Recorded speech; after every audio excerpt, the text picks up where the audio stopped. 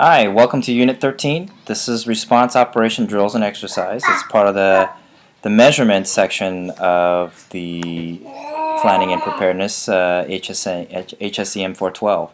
Um, as you write plans and you go through the planning process and you complete the planning process by publishing a product, the planners are always wondering, well, did it work? Is it a viable product? Is it something that is useful to the operations folks? So I'm going to talk a little bit about how you measure your planning process and the resulting product itself. So with that, let's go into the contents. We'll talk a little bit about the IS courses. You'll be taking IS 120, and of course you'll be doing some readings from Perry and Lindell. And you'll be doing some additional reading on how we look at training exercise and use training exercise in the state of Alaska. So with the IS 120 course, Introduction to Exercise, you'll be looking at how exercises are developed. Pay close attention to how the greatest value in exercise is the validation of a plan. A lot of exercise planners will say, well, we need a plan to validate because without the plan, the exercise is useless. I disagree with that, but this is not the we're not going to emphasize the exercise design in this planning preparedness course. What we are going to emphasize is the planning piece. However, there is some truth towards it, that exercise do validate plans to some degree. However, exercise can't really replace actual events. The best way to validate a plan is during a real event or close to a real event as possible. So that's when you take out the plan, see if the process actually worked, and of course whether it be a concept operation, a response plan, or an actual procedure. The best thing is to use it in real life and as a planner understand that you're actually doing this for an actual event. One thing that you have to consider when you're looking at IS-20 is that exercise should be done within the context of evaluating capabilities. So as you go through exercises, don't design or don't look at exercises or doing an exercise just to validate a successful exercise. You should be testing capabilities, and that's what planning process does. It develops your capabilities to respond, recover, mitigate a type of emergency management capability. So think of it in that terms rather than to exercise success, which we in the industry do quite often. We exercise and have exercise success. Everyone pats themselves on the back and says, hey, you've done a great job on their exercise, the plan's been validated. In reality, they just impressed a bunch of VIPs. So keep that in mind. Exercise can be enjoyable. I think it's the funnest part of emergency management outside of going through the actual event, in my personal opinion. But it is fun. If done right, you can actually design a lot of good things in an exercise and have fun.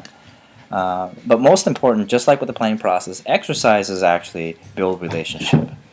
Just developing that contact, knowing who to call, and actually physically doing exercise is healthy for developing that relationships that you'll need during disasters. So think of it in those contexts when you go through the IS 120 course. And don't forget to turn in your your answers and your certificate. Now, we're going into Perry and Lindell. This will talk a little bit about IS 120, but provide additional context. But as you read through the Perry and Lindell text, make sure you're actually designing exercises that are realistic and accurately reflect the plan or the planning process.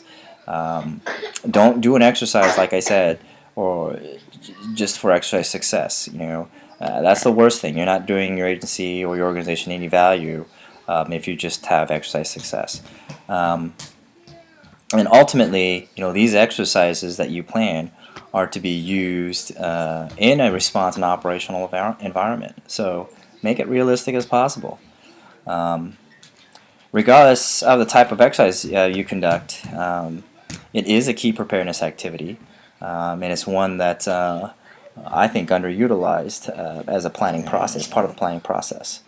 But again, as I said before, the actual measurement of an exercise is the actual of the plan is an actual event. So don't be shy about getting critiques about your process, and then having folks stick with the plan if it is truly initially how it was designed and everyone's bought into the plan.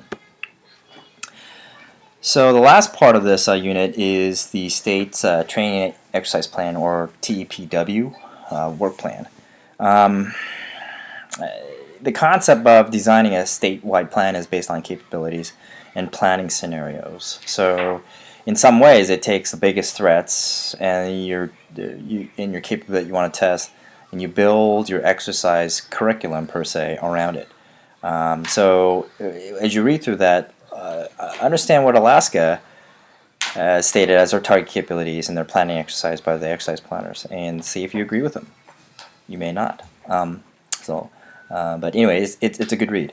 And look at how we as a state use exercises to guide validation processes, whether through a plan or how we're going to go about measuring capabilities within the context of exercise.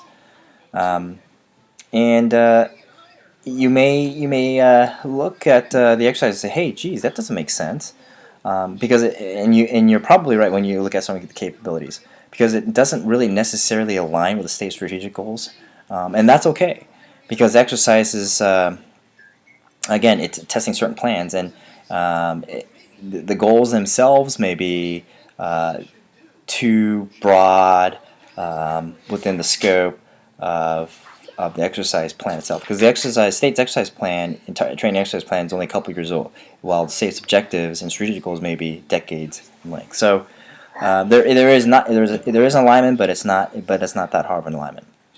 But with that said, feel free to give me a call via email if you have questions, and hopefully you'll have some good discussion answers to the discussion questions.